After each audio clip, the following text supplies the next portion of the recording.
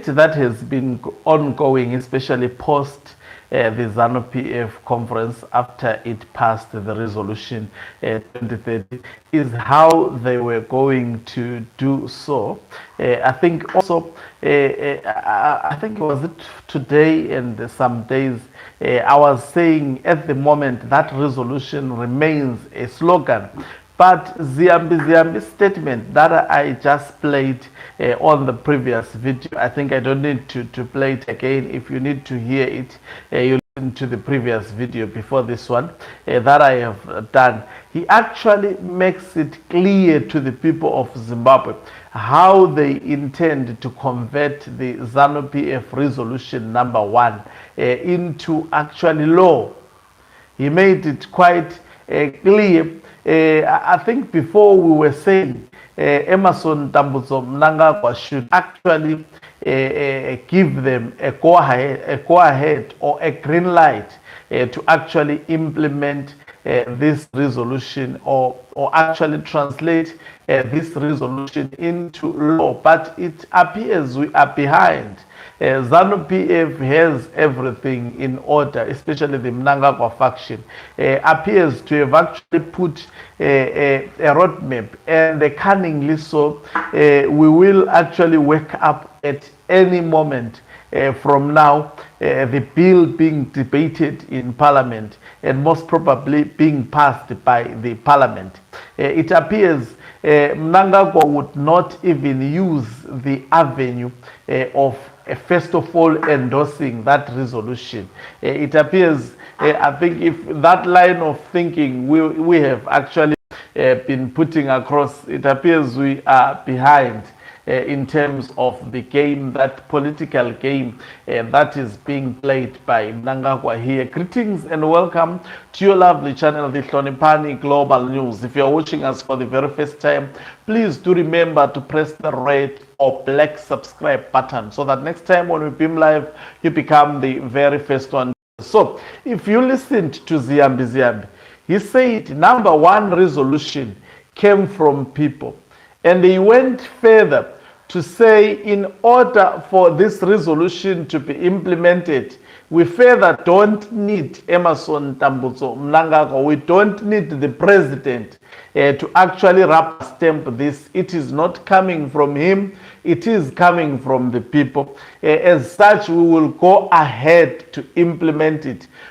I think that statement on its own, a lot of people are not paying attention, particular attention to that statement, but it's an indicator of the new plan or of actually the grand plan of how all this is going to be implemented by the Mnangagwa faction. So, Ziyambi, people have been waved, I think all of us, because in the Bulawayo conference, remember, we had an individual who was the Secretary for Legal Affairs, being Patrick Chinamasa.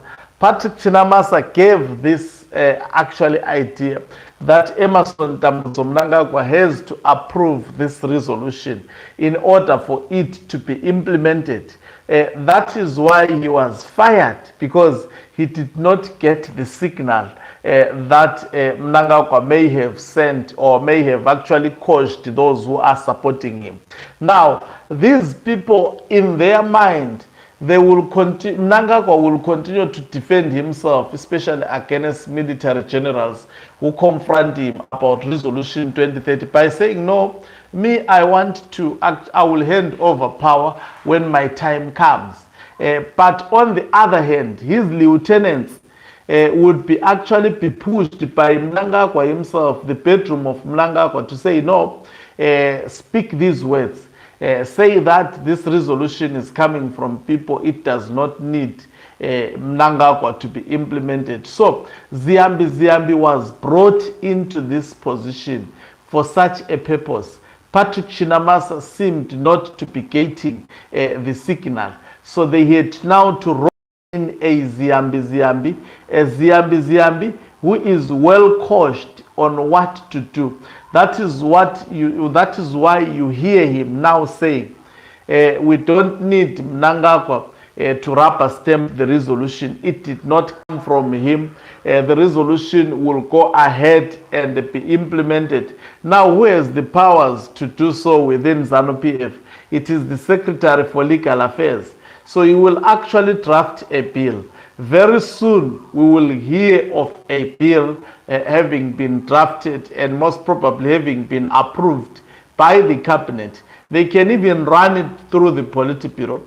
Retired General Chwenga can speak, but all those members of the Politburo, the majority of them, they are afraid to actually stand up and say no. This thing is wrong. So it may be retired General Chwenga against the Emerson Tambutso Mnangagwa cabal. And same applies to also the cabinet. Remember, part of the qualification for the current ministers who are existing in Zimbabwe to be ministers, it was being able to actually chant the slogan. That is what Mnangagwa said. He said himself that we want to see whether you qualify to be a minister by chanting the slogan. All of them, they were lined up to chant the 2030 slogan, that Mnangagwa would be there in 2030. That was a benchmark to see whether they politically qualify. That was Mnangagwa's benchmark of those ministers. So in cabinet, they will run that bill. No minister may stand up and say no. In fact, all of them would be twerking for that particular bill.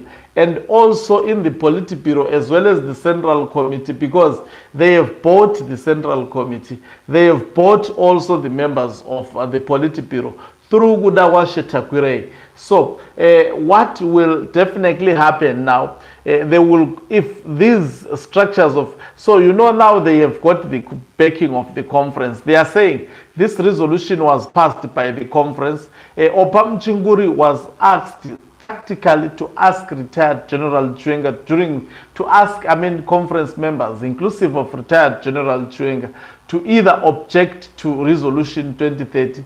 And Chwenga could not have actually, even if he objected, he was going to be overwhelmed by the facts that Mnangagwa had actually mobilized to come to that conference. Most probably they had instructed them to boo him the moment he objected to resolution 2030. So it's in a speech he actually defined what he understands by vision 2030, which is not the extension of Emerson Tambutso Mnangagwa's term of office.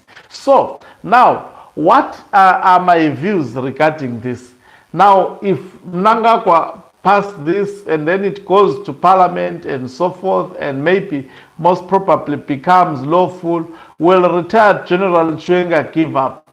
That is where everything will start. That would be a trigger, a serious trigger. Unfortunately, Mnangagwa, from the way I see things, wants to shed blood. That is where, ladies and gentlemen, we are going to. The opposition is going to stand. The war veterans would be ready to fight. A certain section of the military would also be ready to fight. We are bound to see military against military, war veterans against war veterans, the opposition against the current status quo, and a lot of blood may be spilled, all because of one man, one greedy, and a man who cannot control his greediness. And what makes it worse is the poor choice of that wife, who is also driving him towards his political grave. That is what is bound to happen at the moment. At the moment, the faction is playing a psychological war. They are saying these statements, catching retired General Chwenga, whether he will respond. And remember, these meetings that we are seeing of Chinomonas, of actually these Ziyambi Ziyambis, these side shows that are done by Themba Mliso, they are testing the gauge. That is what they said, by the way, post-conference. That is what they are going to be doing. And eventually, You know, sometimes I really feel pain, especially I see there is a lot of docility amongst the people of Zimbabwe. There is no one who is willing to stand up and fight. We enjoy political drama which will not take us anywhere. But from the look of things, people should actually have stood up from now. Because where they can, I mean, 2030 is almost being implemented in our eyes. In fact, I must tell you that the bill is already in existence. What they are waiting for is just to reveal it. Everything has been signed. The parliamentary process will just be a procedure. That may not even take a lot of time. You may not see even any of those members of parliament acting against it. That is where we are going. So when I see people relaxed, you know, and I watch Tanzanians, they did not allow Samia to actually conduct elections and then declare herself. The Tanzanians said, we will not wait for these fraudulent elections. They occupied the streets on the day of elections. What is lacking, especially from the people of Zimbabwe? I keep on asking myself, so will we remain cool with the so-called education of ours, which, will we allow Mnangagwa to urinate on the constitution has been urinated. Now we will poo on the constitution, and the people will still just be sitting and watching these thugs doing that. Are we that, have we stooped that low? You know, when I think about those things, I get to be worried. It's high time. This is not a struggle that should actually be given a name to say so and so is leading the revolution. This is a struggle that requires collective response from the people of Zimbabwe. The people have the power. Just imagine in Makokoba, people occupying the streets. In Mzilikazi, people occupying the streets. In Kuwatsana, people occupying the streets. In Mkoba, people occupying the streets. You see, all the provinces in major towns, people standing up saying, we will not vacate the streets until Mnangagwa is gone. We will see actually him being evacuated. Tanzanians are winning that war. I saw ZANU PF celebrating. They think Tanzanians are Zimbabweans. That's a different political terrain. Tanzanians are people who can stand up and fight for themselves. The people of Zimbabwe, I don't know whether it's selfishness, it's cowardice, the docility. We have allowed ourselves. ZANU PF has actually proven beyond reasonable. I think when they look at us, they say, these people can actually do absolutely nothing. We have to prove ourselves on this constitution. Talking is becoming cheap. It's time for action. This thing has to come to an end. And as the people have got the power to end it, they cannot. Samia tried to fire bullets through the people, but they were not enough to actually stop the Tanzanian people.